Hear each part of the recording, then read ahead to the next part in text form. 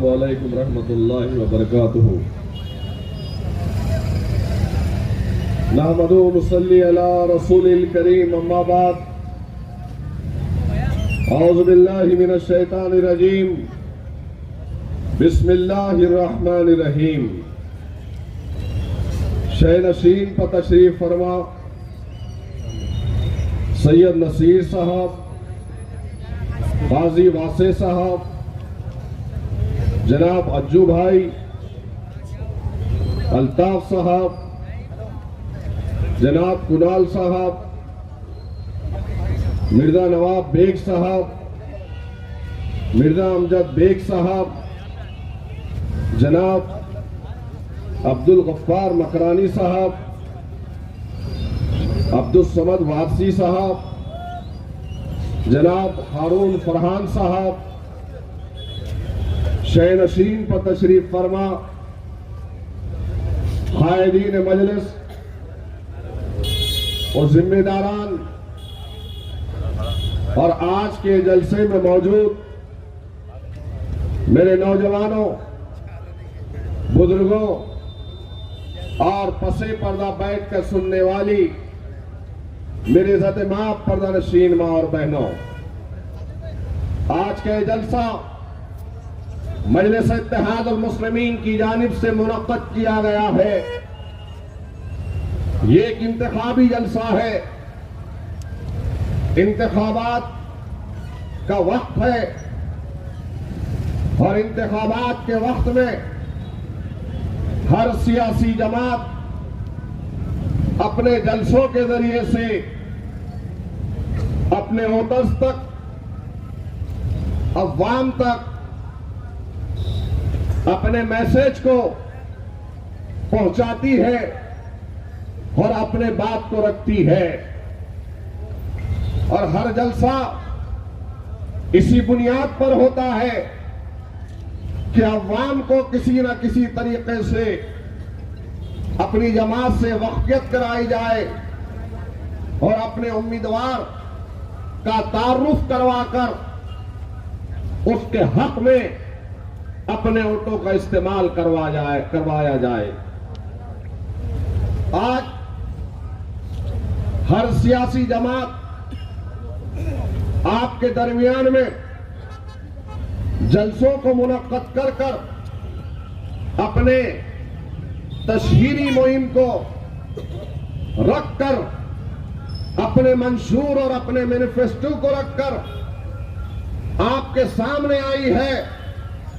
एक तरफ तो बीजेपी जैसी फिरका परस्त जमात है जिसकी बुनियाद मुस्लिम दुश्मन अनासिर ने रखी थी, तो वहीं दूसरी जानिब कांग्रेस पार्टी है जिसने कई फिरका परस्त तंजीमों को जन्म दिया।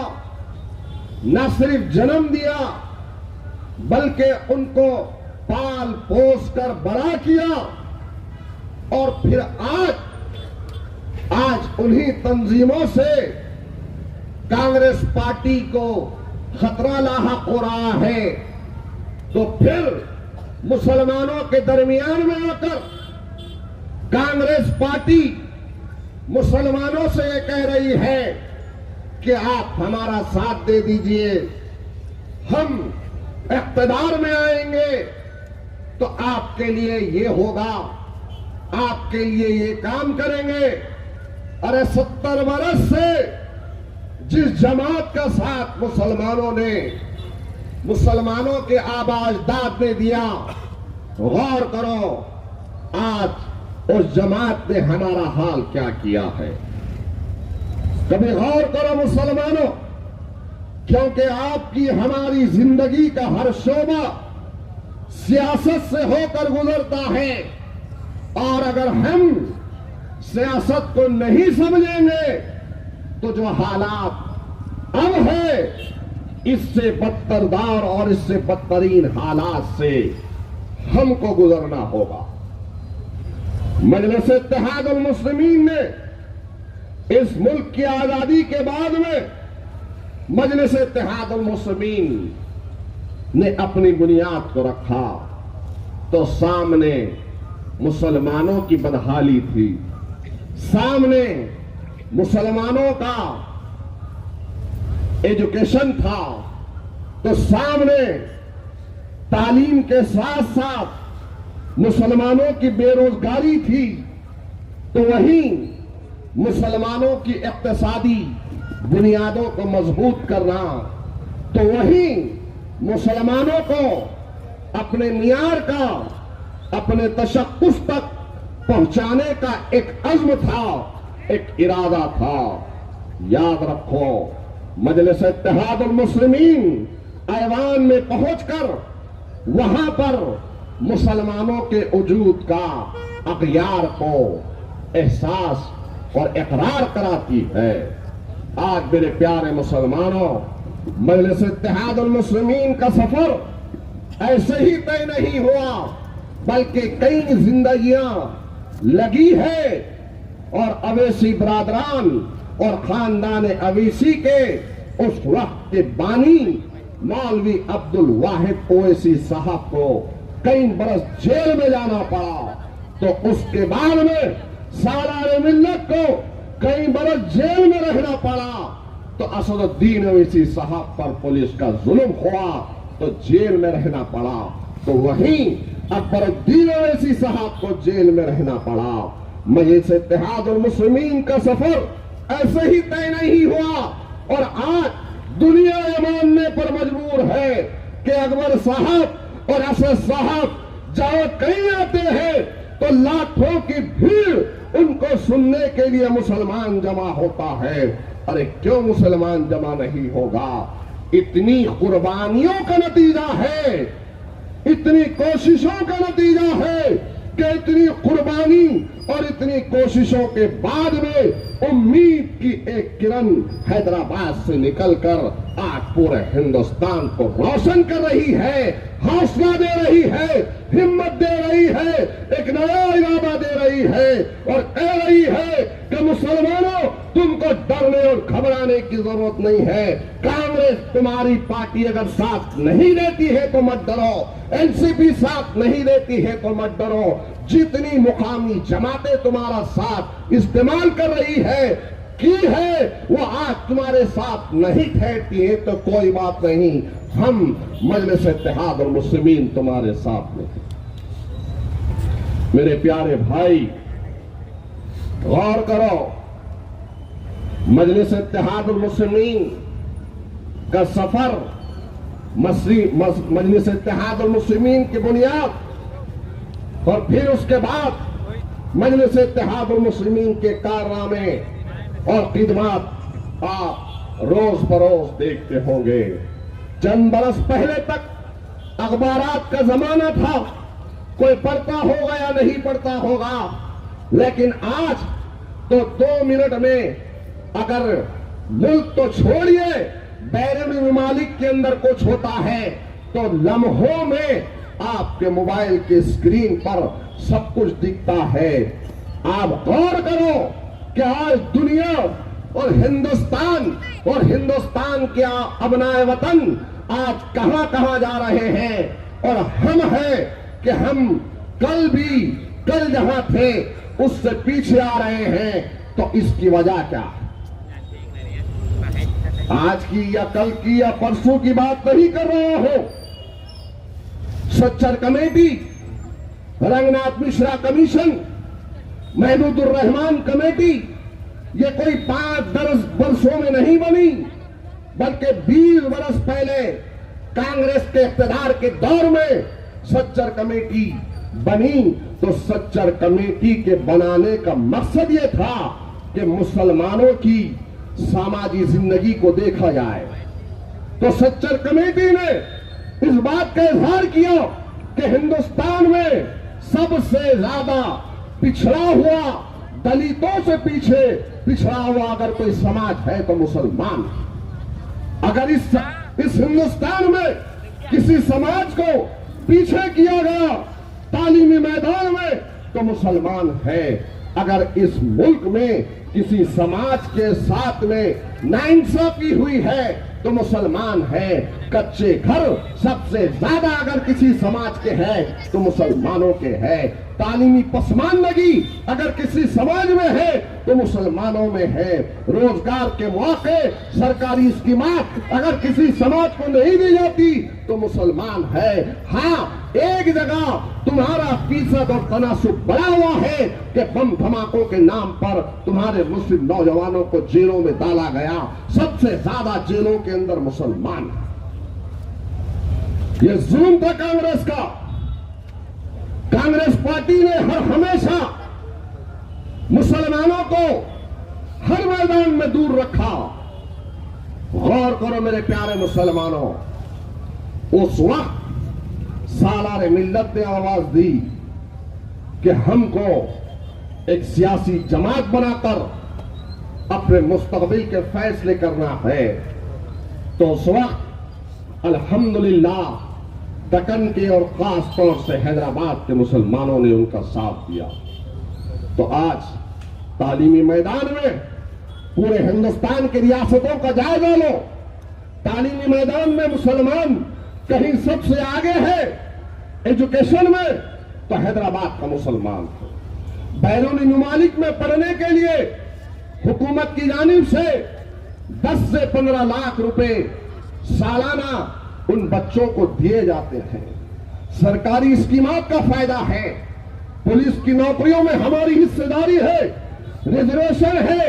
वहां पर साफ पीने का पानी है, पक्के मकान है, स्कीमात है, शादी मुबारक की स्कीम है।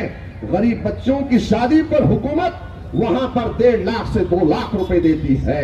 वहां पर असरा दवाखाना है तो 800 बिस्तरों का दवाखाना है। ओएसी हॉस्पिटल है तो 1200 बिस्तरों का दवाखाना है। कई हजार बच्चों को वहां पर जनाब अकबरुद्दीन ओवैसी साहब मुफ्त में तालीम दे रहे हैं। और फिर बेबाक नुमाइंदगी का तो क्या कहना, ऐवान में जब ठहरते हैं, खड़े रहते हैं तो अच्छे अच्छों के पसीने छूट जाते हैं। ये है आज मजलिस इत्तेहादुल मुस्लिमीन पर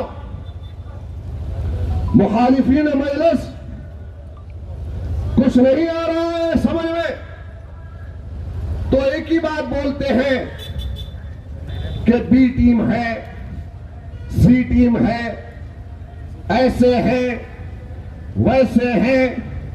और इन अकल के अंधों ने न जाने कौन सा कांग्रेस के गुलामों ने गुलामी का ऐसा कौन सा चश्मा पहना है कि अन्ना के घर में अन्ना का बड़ा भाई बीजेपी के टिकट से ठहरा है।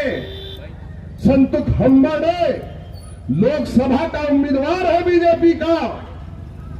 और फिर साथ में गुलाम जो फिर रहे हैं, गुलाम कह रहे हैं कि अन्ना बड़े साफ सुथरे हैं। कैसा साफ सुथरा अन्ना? 2019 में तुम्हारे वोटों को लिया या नहीं लिया? 2019 में झोली भर भर कर कांग्रेस के गुलाम आए, अन्ना को वोट दो, अन्ना का साथ दो, अन्ना का साथ दो। चीख चीख कर पुकार पुकार कर कहे अन्ना मुसलमानों के वोट लेता है सेकुलरिज्म के नाम पर, कांग्रेस पार्टी के नाम पर। और फिर एक मर्तबा नहीं, 2 मर्तबा अन्ना ने किसको वोट डाला? किसको वोट डाला? बीजेपी को डाला। हमारे वोट दिया, हमारे वोट लेकर जीत कर आया। जीत कर आने के बाद बीजेपी को वोट डाला क्रॉस वोटिंग पे। क्या अन्ना ने ये काम किया या नहीं किया? क्या विशाल घर पर अन्ना ने चीख कर सदन में आवाज उठाई? क्या अन्ना ने ठहर कर बोला कि मुझे मुसलमानों ने वोट दिया है नांदेड़ में, तो मुसलमानों की इबादत गाह को कैसे शहीद किया गया, मुसलमानों की दरगाह को कैसे शहीद किया गया? क्या अन्ना ने ठहर कर बोला? यहां पर जो बच्चे रामगिरी के खिलाफ में कलेक्टर ऑफिस के सामने ठहरे थे, क्या अन्ना ने उनका साथ दिया? क्या अन्ना ने उनकी आकर तायद की? मराठा रिजर्वेशन पर तो अन्ना जाता है, लेकिन मुस्लिम रिजर्वेशन में क्या तायद की? फिर कैसे अन्ना को वोट देंगे? अरे हमको बीजेपी की बी टीम कहने वालों, तुम्हारे घर में खुद बीजेपी के लोग पनप रहे हैं, बढ़ रहे हैं, बीजेपी उन्हें टिकट दे रही है, और अन्ना के गुलाम आकर कह रहे हैं कि नहीं, अन्ना बहुत दूध का धुला हुआ है। कांग्रेस और कांग्रेस के जर खरीद गुलाम जब आपके इलाके में आएंगे तो उनसे कहना कि वो अन्ना जिसके बारे में तुम वोट मांगने के लिए हमारे घरों तक आ रहे हो, कैसे बीजेपी से ठहरता है, अपने भाई को नहीं समझा सका और हमें सेक्युलरिज्म की दुहाई दे रहा है।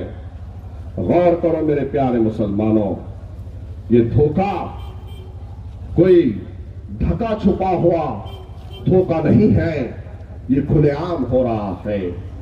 क्या क्या चीजें हो रही है सब जानते हैं मेरे भाई।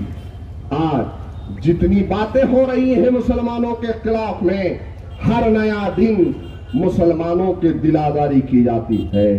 कभी रसूलुल्लाह सल्लल्लाहु अलैहि वसल्लम की शान रिसालत में गुस्ताखी होती है, तो कभी मसाजिदों को शहीद किया जाता है, तो कभी बुलडोजरों के जरिए से हमारे मकानात को, बस्तियों को उजाड़ा जाता है, तो कभी इनकाउंटर के नाम पर गोली मुसलमानों को मारी जाती है। आप बताइए, कोई ऐसा लीडर या कोई ऐसी पार्टी है जो ठहर कर इन तमाम नाइंसाफियों को बयान कर रही है या हक बात कहते हुए कह रही है कि जो हो रहा है गलत हो रहा? गौर करो, आज वोट तो मांगने आ रहे हैं, लेकिन उन वोट मांगने वालों से कहो कि यहां जहां तक मेरी नजर जा रही है, ये जो कच्ची कॉलोनी मुनव्वरा मस्जिद के करीब नाली का पानी हर साल आता है या नहीं आता है? आता है या नहीं आता है? कच्ची कॉलोनी के लोग, मुनव्वरा मस्जिद के लोग यहां पर होंगे तो मेरी इस बात की तारीफ करेंगे कि हम वोट अगर देते हैं किसी एमएलए को, एमपी को या फिर नगर सेवक को, तो वोट देने का मकसद होता है कि आपके बुनियादी मसाइल हल हो। ये कैसा? अभी हुसैन पहलवान बोल रहे थे कि बारिश में अजीम साहब पूरा घराना बकीट से, पानी की मोटर से पानी निकाल कर परेशान, उनके पूरे मोहल्ले के लोग परेशान है या नहीं है? पानी की निकासी का मसला हल नहीं करते,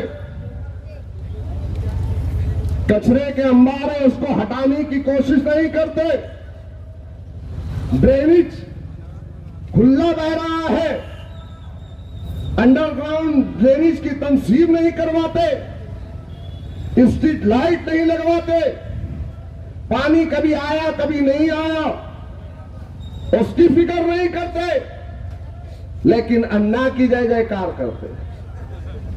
कौन सा अन्ना? वो अन्ना जो बीजेपी के बारे में यह कहता है, जो उसके दिल में बात थी उसके जबान पे आई। परसों प्रेस के लोग उसका इंटरव्यू ले रहे थे तो पूछ रहे थे, तो कह दिया बेसाख्ता, जो बात दिल में थी वो जबान पे आई कि पहले 80,000 से जीत कर आए थे, अब नांदेड़ की जनता बीजेपी के उम्मीदवार को 2 लाख से जिताएगी। आपने भी सुना होगा। तो ये सब मिले हुए मेरे प्यारे मुसलमानों हमें सिर्फ धोखा दे रहे हैं, और ये जो अन्ना की जय जयकार करते फीक रहे हैं, ये चंद कौड़ियों के गुलाम जो मिल्लत फरोश आपके घर तक, आपके दरवाजों तक आकर सेकुलरिज्म की दुहाई दे रहे हैं, ये कोई सेकुलरिज्म की दुहाई नहीं दे रहे हैं। जो अन्ना ने इन्हें चूसने के लिए मीठा गन्ना दिया है, उसकी वजह से ये तुम्हें आकर मिल रहे हैं। ये है असल में। आप गौर करिए कि आज जिन हालात से हम गुजर रहे हैं, आने वाला कल क्या होगा पता नहीं मेरे भाई। मैं डराने के लिए नहीं बोल रहा, बहुत जिम्मेदारी के साथ बोल रहा हूं। कैवान में ठहर कर मुसलमानों के हक की लड़ाई लड़ने के लिए मर्दों की जरूरत है, भागने वालों की जरूरत नहीं है। पूछो, आज भी पूछो, यहीं पर आपका एक दारुल, उस दारुल उलूम का एक जलसा था। उस जलसे को मुनक्कद करने के लिए, तशहीर के लिए, गांधी पुतले से पहले दरगाह के करीब चंद बच्चे दारुल के थे। वो तशहीर पोस्टर को चिपका रहे थे। वजीराबाद की पुलिस ने उन्हें उठाया और उठाकर, बांग्लादेशी कहकर उठाकर वजीराबाद के पुलिस स्टेशन में लेकर गए। उन्हें टॉर्चर कर रहे थे। मुझे फोन आया रात की अंधेरी में, तकरीबन 12 से 1 बज रहा था। वहां से फोन किए, उस्तादों ने मदरसे के फोन किए कि मोइन साहब, हमारे मदरसे के बच्चे जो आने वाले दिनों में एक प्रोग्राम है, यहां पर एक अल्लाह वाले आने वाले हैं। तो पोस्टर चिपका रहे थे। वजीराबाद की पुलिस ने लेकर गई है। बच्चे डर रहे हैं। अरे घर से निकलकर पुलिस स्टेशन में पहुंचा और पहुंचकर वहां पर खाकी वर्दी वालों से कहा, क्या सिर्फ तुम्हें इस मुल्क के अंदर दाढ़ी और टोपी वाले बांग्लादेशी नजर आ रहे हैं? और खड़े रहकर उस वक्त के एसपी को फोन किया जादव साहब को, और फौरी उन बच्चों को मैं लेकर आया। तो उन असातिज़ा ने मुझे कई दुआएं दी। यही आपके नजदीक में मछली मार्केट के करीब में एक मुफ्ती साहब, नौजवान मुफ्ती आलिम दीन है। रात के 3 बजे एनआई की टीम दिल्ली से आती है। कंसर्ट पुलिस स्टेशन इतवारा के पुलिस वाले भी आए थे साथ में। रात के 3 बजे उनके वालिद ने फोन किया, कहा कि हमारे घर में कुछ लोग घुस गए हैं जिनके पास रिवॉल्वर है और पुलिस का टीम है, और हम हमारे घर में घुसकर हमारे बच्चे की लाइब्रेरी को ढूंढ रहे हैं, उसकी किताबें पूछ रहे हैं। 3 बजे रो रहे थे उनके वालिद। पहुंचता हूं तो पता चला ये एनआई की टीम है। उनसे बात की तो एक छोटी सी गलती थी व्हाट्सएप की। वहां पर ठहर कर पुलिस से नुमाइंदगी किया और अल्हम्दुलिल्लाह रात के 5 बजे उस बच्चे को, मुफ्ती साहब को उनके घर पर लाकर छोड़ने वाला हूं।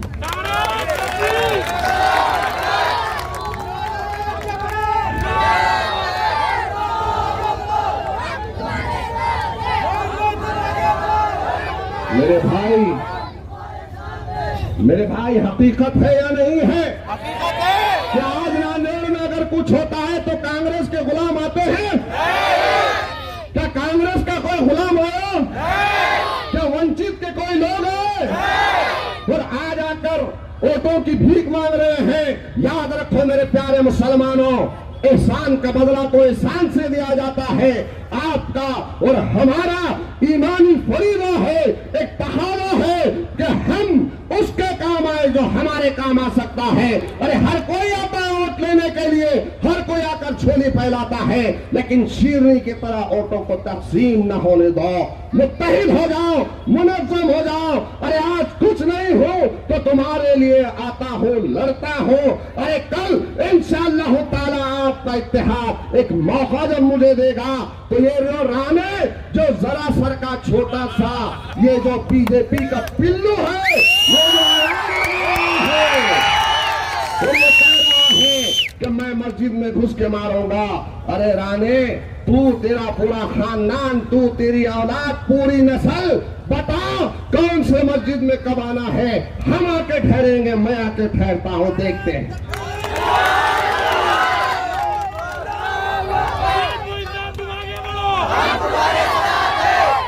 याद रखो,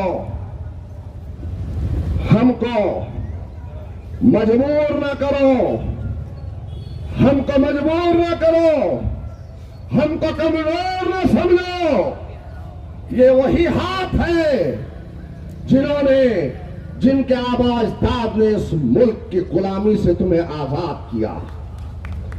हम उन्हीं की नस्ल है जिन्होंने फांसी के फंदों को चूमकर सरों और सीनों पे गोलियां खाई, लेकिन हमने अपने जानों की परवाह नहीं की। बस अब बहुत हो चुका है, बहुत हो चुका है।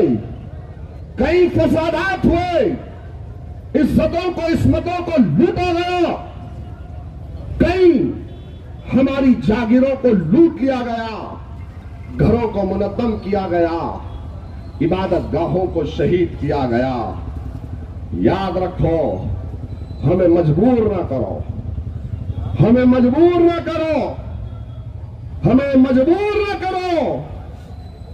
आज मुसलमान सब्र के दामन को थामा है, आज हमने सब्र के दामन को थामा है, हमने अपने गुस्से को पी लिया है, लेकिन हम बुज़दिल नहीं हैं। आज भी हमारी रगों में वही खून दौड़ रहा है जो इस मुल्क की आजादी के वक्त खून दौड़ता था। हमें कमजोर समझने की हिमाकत न करो। मुसलमानों, आज मैं खुलकर कह रहा हूं आपके सामने, ये जितने लोग आ रहे हैं, किसी से कोई तकलीफ नहीं है। हाँ, अगर तकलीफ है तो हमारे ही सफों के मीर सादिक और मीर जाफरों को तकलीफ है, उन गद्दारों को तकलीफ है कि अगर ये एक मर्तबा सदन में पहुंच जाएगा तो नांदेड़ के मुसलमानों की आवाज नहीं बल्कि पूरे महाराष्ट्र के मुसलमानों की आवाज बनेगा। ये डर इन्हें सता रहा।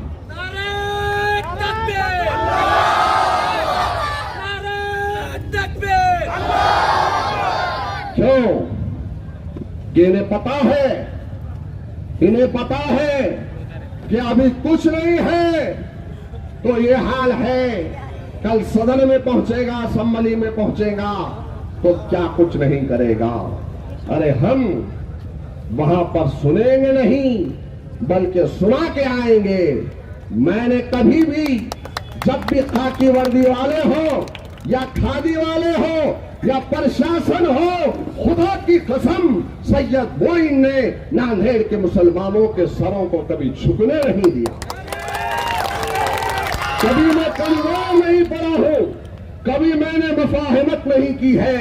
मैं लड़ा हूं और लड़ते लड़ते अगर कानूनी कार्रवाई भी हुई है, जेल में भी जाना पड़ा है तो हंसते हंसते गया हूं।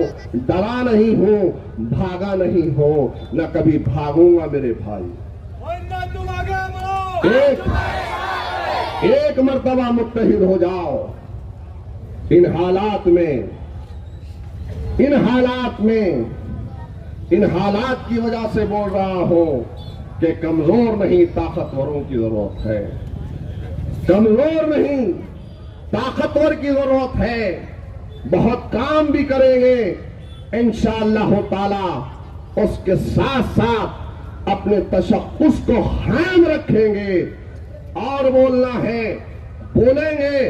आखिर में ये कहूंगा कि एक पढ़ा लिखा जाहिल भी है जो आकर मुसलमानों को एहसास कमतरी में डालने की कोशिश कर रहा है, कह रहा है वो और उसके लोग कि मुसलमान दक्षिण में 63,000 है, 60,000 है, इन्हों इतने हैं, मेरे को उनके इतने मिल जाएंगे, मैं जीत कर आ जाऊंगा।